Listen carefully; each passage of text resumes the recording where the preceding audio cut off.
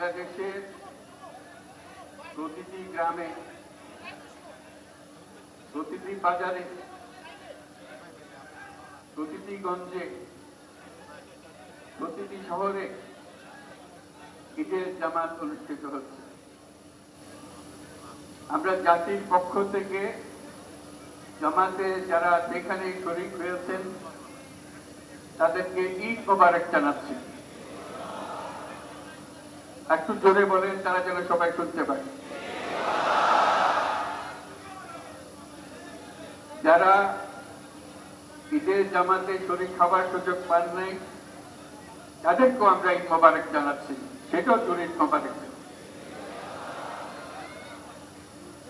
আমাদের মা বোনেরা, মহিলারা যারা ঘরে আছেন তাদেরকেও আমরা জাতির পক্ষ থেকে ঈদ মোবারক জানাচ্ছি। আমাদের প্রবাসী শ্রমিকরা যারা বিদেশে আছে, সারা বছর কষ্ট করেছেন, আজকে হয়তো ঈদের জামাতে যেতে পারবেন কিংবা যেতে পারবেন না, কিন্তু জাতির পক্ষ থেকে আমরা তাদেরকেও ঈদ মোবারক জানাচ্ছি। যারা বাংলাদেশিরা আছেন পৃথিবীর বিভিন্ন দেশে, জাতির পক্ষ থেকে তাদেরকে আমরা বলে যাইনি, তাদেরকেও আমরা ঈদ মোবারক জানাচ্ছি।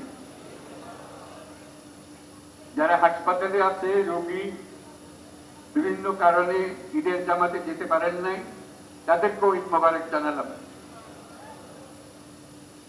ঈদ দূরত্ব ঘোচানোর দিন,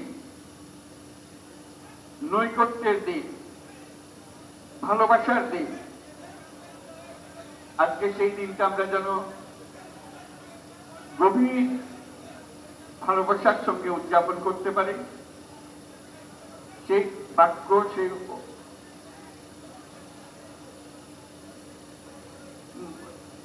মেসেজ আমরা যেন সবার কাছে পৌঁছে দিতে পারি। আজকে একটা অটুট ঐক্য গড়ে তোলার দিন, এবং আমরা স্থায়ী ভাবে এই ঐক্য গড়ে তুলতে চাই। ঈদের জামাতে এটাই আমাদের কামনা। রুহের মাগফিরাত দেন, তাদের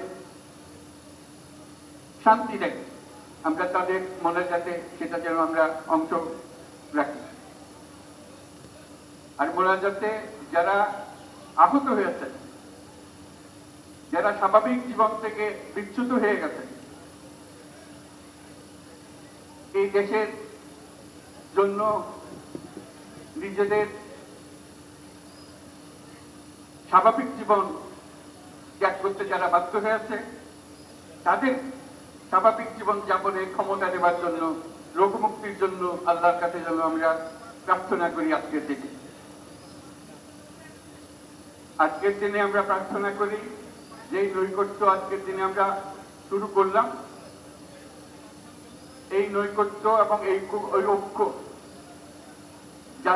জাতির জন্য যেন স্থায়ী হয়, আমরা যেন একটা ঐক্যবদ্ধ জাতি হিসেবে সামনে এগিয়ে যেতে পারি। যারা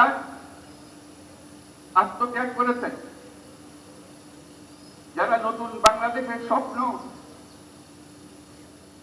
বাস্তবায়ন করার জন্য নিজের আত্মাহুতি দিয়েছেন, বেঁচে থাকলেও স্বাভাবিক জীবন যাপন করতে পারছেন না, তাদের স্মরণে আমরা যেন মোনাজাত করি আল্লাহর কাছে। আমরা অবশ্যই সেই স্বপ্ন বাস্তবায়ন করবই। যত বাধা সত্ত্বেও, যত বাধাই আসুক, আমরা ঐক্যবদ্ধ জাতি হিসেবে এই নতুন বাংলাদেশ গঠন করব ইনশাআল্লাহ। এই মোনাজাতটা আপনারা সবাই মিলে একসঙ্গে করবেন। ধন্যবাদ সবাইকে। ঈদ মোবারক সবাইকে।